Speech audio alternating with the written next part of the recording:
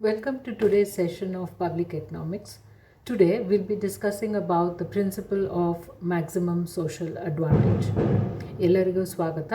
ಇವತ್ತು ಸಾರ್ವಜನಿಕ ಹಣಕಾಸಿನ ಟಾಪಿಕ್ ಆದಂಥ principle of maximum social advantage ಅಥವಾ ಗರಿಷ್ಠ ಸಾಮಾಜಿಕ ಅನುಕೂಲತಾ ತತ್ವ ಬಗ್ಗೆ ತಿಳ್ಕೊಳ್ಳೋಣ. ಸೊ ಇದರಲ್ಲಿ principle of maximum social advantage ಅನ್ನೋದು ಹ್ಯೂಜ್ ಡಾಲ್ಟನ್ ಅವರು ಮಂಡಿಸಿರೋವಂಥ ಒಂದು ಸಿದ್ಧಾಂತ ಆಗಿರುತ್ತೆ. ಸೊ ಮೊದಲನೇದಾಗಿ ಇದರ ಅರ್ಥವನ್ನು ತಿಳ್ಕೊಳ್ಳೋಣ. So the meaning of principle of maximum social advantage. Basically, public revenue and public expenditure are two important operations of the state which should be governed by some fundamental principle so that it will result in maximum social benefit. We all know that government collects tax which acts as revenue for it and also does some public spending, that is public expenditure. So when these two operations are done by the government, we expect that there should be some principle, or it should be based on a principle wherein we can get maximum social benefit. So ಸರ್ಕಾರ ಏನು ಮಾಡುತ್ತೆ, ತಾನು ಪಡ್ಕೊಳ್ಳೋವಂಥ ಆದಾಯ ಹಾಗೂ ತಾನು ಮಾಡೋವಂಥ ಖರ್ಚನ್ನು ಹೇಗೆ ಮಾಡಬೇಕಪ್ಪ ಅಂದರೆ ಅದರಲ್ಲಿ ಮ್ಯಾಕ್ಸಿಮಮ್ ಒಳಿತನ್ನು ಜನರಿಗೆ ಮಾಡೋಕ್ಕಾಗಬೇಕು ಅಂಥ ಪ್ರಿನ್ಸಿಪಲ್ ಬಗ್ಗೆ ನಾವು ತಿಳ್ಕೊತಾ ಇದ್ದೀವಿ. ಸೊ ಇದರಲ್ಲಿ ಪ್ರೊಫೆಸರ್ ಪಿಗು ಮತ್ತು ಪ್ರೊಫೆಸರ್ ಡಾಲ್ಟನ್ ಇಬ್ಬರು ಮುಂದಾಳತ್ವವನ್ನು ವಹಿಸಿ ಈ ಮ್ಯಾಕ್ಸಿಮಮ್ ಸೋಷಲ್ ಅಡ್ವಾಂಟೇಜ್ ಥಿಯರಿಯನ್ನು ಕೊಟ್ಟಿರೋವಂಥದ್ದು. ಸೊ ಸರ್ಕಾರ ಹೇಗೆ ತನ್ನ ರೆವಿನ್ಯೂವನ್ನು ಕಲೆಕ್ಟ್ ಮಾಡುತ್ತೆ ಹಾಗೂ ಅದನ್ನು ಹೇಗೆ ಖರ್ಚನ್ನು ಮಾಡುತ್ತೆ ಥ್ರೂ ಪಬ್ಲಿಕ್ ಎಕ್ಸ್ಪೆಂಡಿಚರ್, ಅದರಲ್ಲಿ ಮ್ಯಾಕ್ಸಿಮಮ್ ವೆಲ್ಫೇರ್ ಜನರಿಗೆ ಬರಬೇಕು. ಸೊ ಸರ್ಕಾರ ಹಾಗಾದರೆ ಹೇಗೆ ಇದನ್ನು ಮಾಡುತ್ತೆ ಅಂತ ಸ್ವಲ್ಪ ಡೀಪಾಗಿ ತಿಳ್ಕೊಳ್ಳೋಕೆ ಹೋದಾಗ, when the state imposes tax, some disutility is created. On the other hand, when the state spends the money, there is some gain in utility. So the state should adjust the revenue and the expenditure that the surplus of utility is maximized and disutility is minimized. ಸಾಮಾನ್ಯ ನಮಗೊಂದು tax ಹಾಕಿದಾಗ ಎಲ್ಲೋ ಒಂದು pinch ಆಗುತ್ತೆ, ಕಟ್ಟಬೇಕಲ್ಲ ದುಡ್ಡು ಅಂತ. So ಆ ಡಿಸ್ಯುಟಿಲಿಟಿ ಏನಾಗಬೇಕಾಗತ್ತೆ ಅಂದರೆ, ನಮಗೆ ಆಗೋವಂಥ ಯುಟಿಲಿಟಿ ಏನಿದೆ, ಸರ್ಕಾರ ಮಾಡೋದ್ರಿಂದ ಬರುವಂಥ ಯುಟಿಲಿಟಿ ಏನಿದೆ ಅದು ಜಾಸ್ತಿ ಇರಬೇಕು, ಡಿಸ್ಯುಟಿಲಿಟಿ ಕಡಿಮೆ ಇರಬೇಕು. ಹಾಗಾದರೆ ಈ ಸಿದ್ಧಾಂತವನ್ನು ಮಂಡಿಸ್ಬೇಕಾದ್ರೆ ಕೆಲವೊಂದು ಅಸಂಪ್ಷನ್ಸ್ ಇಟ್ಕೊಂಡು ಅವರು ಹೇಳಿರೋವಂಥದ್ದು. ಈ ಅಸಂಪ್ಷನ್ಸ್ ಏನು ಅಂತ ನೋಡೋಣ. So all taxes result in sacrifice and public expenditure leads to benefit.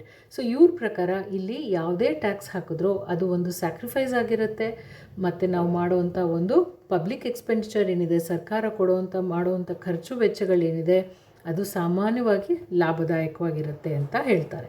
ಹಾಗೆ ಪಬ್ಲಿಕ್ ರೆವಿನ್ಯೂ ಅಂತ ತಗೊಂಡಾಗ, public revenue has only taxes and no other source of income. So ಅವ್ರ ಪ್ರಕಾರ ಎಲ್ಲ ಆದಾಯಗಳು ಸರ್ಕಾರಕ್ಕೆ ಬರೋದು ಟ್ಯಾಕ್ಸಿಂದ ಮಾತ್ರ, ಬೇರೆ ಯಾವುದೇ ಥರ ಆದಾಯ ಸರ್ಕಾರಕ್ಕೆ ಇಲ್ಲ ಅಂತ ಹೇಳುವಂಥದ್ದು. ಹಾಗೆ government has only balanced budget.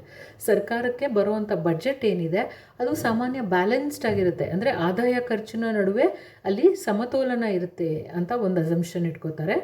ಹಾಗೆ ಆ ಪರಿಕಲ್ಪನೆಗಳಲ್ಲಿ ಮತ್ತೊಂದು, public expenditure is diminishing marginal social benefit and taxes is increasing social sacrifice.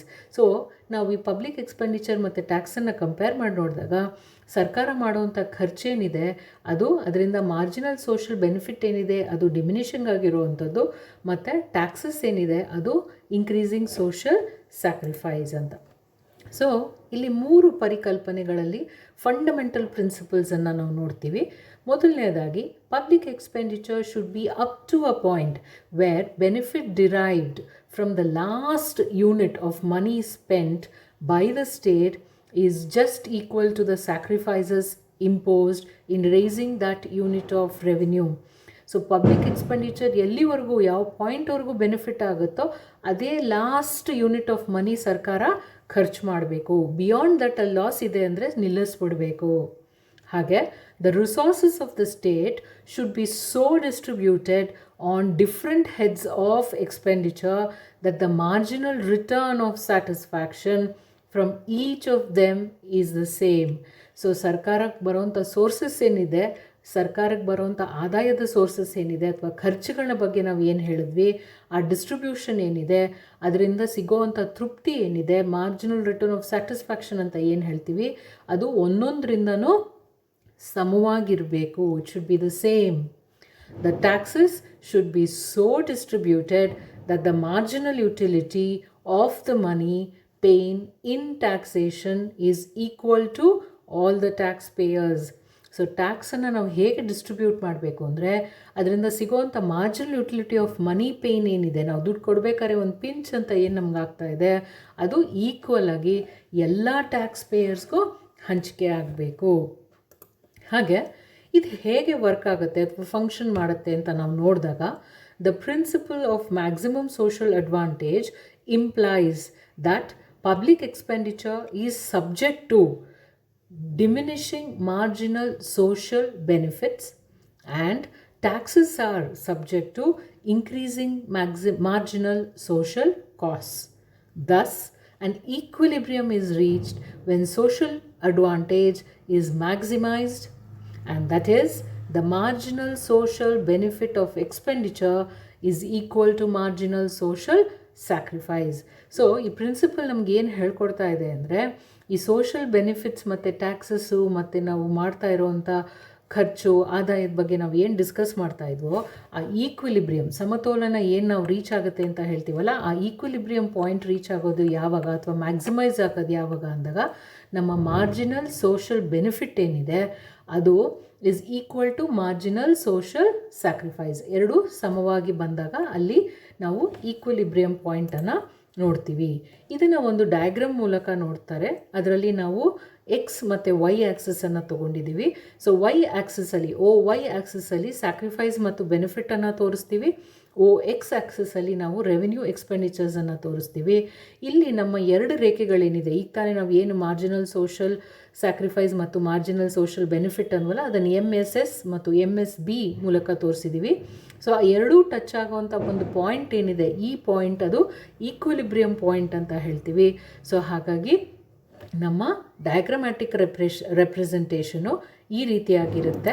So ಇದು ಡಯಾಗ್ರಾಮನ್ನು ನಾವು ಎಕ್ಸ್ಪ್ಲೇನ್ ಮಾಡ್ತಾ ಹೋದಾಗ ನಾವು ಡಯಾಗ್ರಾಮಲ್ಲಿ ಏನು ನೋಡಿದ್ವಿ ಅಂದರೆ, in the diagram the OX axis represents revenue and expenditure of the government.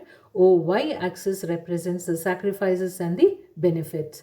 ಹಾಗೆ MSB is drawn as a sloping curve because it's an indirect relationship between expenditure and benefit. MSS curve represents marginal social sacrifice, indicating increase in sacrifices with increase in taxes. Tax ಜಾಸ್ತಿ ಆಗ್ತಾ ಹೋದ ಹಾಗೂ sacrifices ಕೂಡ ಹೆಚ್ಚಾಗಿರೋವಂಥದ್ದು. So ನಮ್ಮ MSS ಮತ್ತು MSB ರೇಖೆ ಹಾಗೂ OX ಅಲ್ಲಿ ಏನಿದೆ, OY ನಲ್ಲಿ ಏನಿದೆ ಅನ್ನೋದನ್ನು ನಾವು ತೋರಿಸಿದ್ದೀವಿ. ಸೊ ಇದರಲ್ಲಿ ನಾವು ಏನು ಅಡ್ವಾಂಟೇಜ್ ನೋಡ್ತಾ ಇದ್ದೀವಿ ಈ ಪ್ರಿನ್ಸಿಪಲಲ್ಲಿ ಅಂತ ಹೇಳಿದ್ರೆ, ಈ ಪ್ರಿನ್ಸಿಪಲ್ ನಮಗೆ ಏನು ತಿಳಿಸ್ಕೊಡ್ತಾ ಇದೆ, ಆ ಪಾಯಿಂಟ್ ಅಲ್ಲಿ ಈಕ್ವಿಲಿಬ್ರಿಯಮ್ ಏನು ಬಂತು, ಸ್ಯಾಕ್ರಿಫೈಸ್ ಮತ್ತು ಬೆನಿಫಿಟ್ ಬಗ್ಗೆ ನಾವು ಮಾತಾಡ್ತಿದ್ವೋ, ಇದು ಯಾತಕ್ಕೆ ಅವಶ್ಯಕತೆ ಇದೆ ಅಂತ ನೋಡಿದಾಗ, ಪ್ರಿಸರ್ವೇಷನ್ ಆಫ್ ದಿ ಕಮ್ಯುನಿಟಿನ ಒಲಿತಿಗೆ ನಮಗೆ ಬೇಕಾಗುತ್ತೆ. Improvement of the community. So ನಮಗೆ ನಮ್ಮ ಸಮುದಾಯ ಏನಿದೆ ಅದು ಅಭಿವೃದ್ಧಿ ಆಗೋದಕ್ಕೋಸ್ಕರ ಕೂಡ ಇದು ಬೇಕು. ಹಾಗೂ ಪ್ರಾವಿಷನ್ ಫಾರ್ ಫ್ಯೂಚರ್,